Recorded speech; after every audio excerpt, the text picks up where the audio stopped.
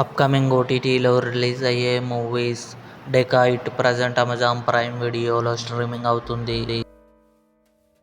నేను మే 10న ETV win యాప్లో release కానుంది.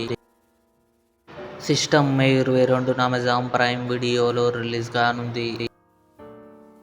కర్తవ్య మే 15న నెట్ఫ్లిక్స్లో రిలీజ్ కానుంది. మేం కాపులం కమింగ్ సూన్ జీ5లో రిలీజ్ కానుంది. రాజారాణి మే 22న థియేటర్లో రిలీజ్ కానుంది.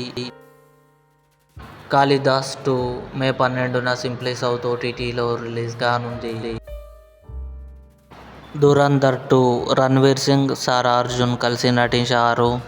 మే 15న కన్ఫర్మ్గా జియో హాట్స్టార్లో రిలీజ్ కానుంది.